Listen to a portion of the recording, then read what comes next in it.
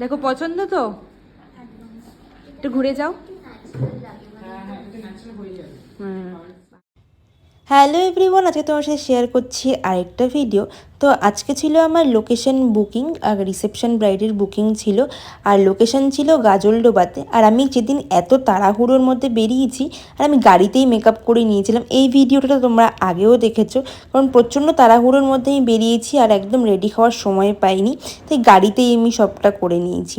তো যাই হোক, তো আমরা যথারীতি পৌঁছে গেলাম, আর আমাদের লাভিটানোবাতে আমাদের লোকেশন ছিল। তো গাজলডোবাতে পৌঁছে গেছি, আর গিয়ে দেখছি তখন সব কিছু সেট রেডি হচ্ছে।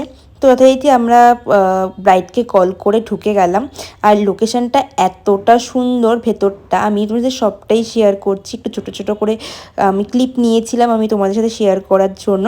দেখো ভীষণ সুন্দর, কিন্তু দুঃখের বিষয় আমরা সেখানে গিয়ে একটাও ছবি তুলতে পারিনি, কারণ লোকেশনে গিয়েই আমরা সাজানো শুরু করে দিয়েছিলাম, আর যখন শেষ হয়েছে তখন অলরেডি ডে লাইট চলে গেছে।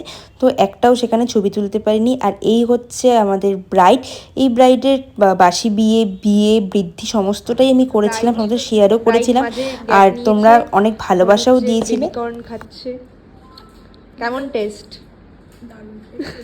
আর আমার মেকআপ কেমন? ওটা তো জবাব নেই, মানে অনেক চুমু তোমাকে। তোমাকে অনেক চুমু, প্রচুর প্রশংসা পেয়েছি গো। থ্যাংক ইউ দিদি, মানে মানে বলার কোনো ভাষা নেই। সত্যি আমি মানে যেটা বলবো সেটাই হয়তো কম করে প্রচুর প্রশংসা পেয়েছি।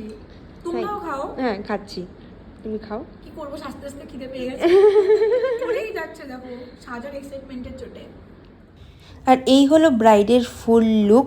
ব্রাইডকে পুরো বারবি ডলের মতো লাগছিল দেখতে। বিয়েতে একরকম লাগছিল, রিসেপশনে সত্যি আরেক রকম লাগছিল দেখতে। তোমরা কিন্তু আমাকে অবশ্যই জানাবে তোমাদের কেমন লেগেছে এই লুকটা।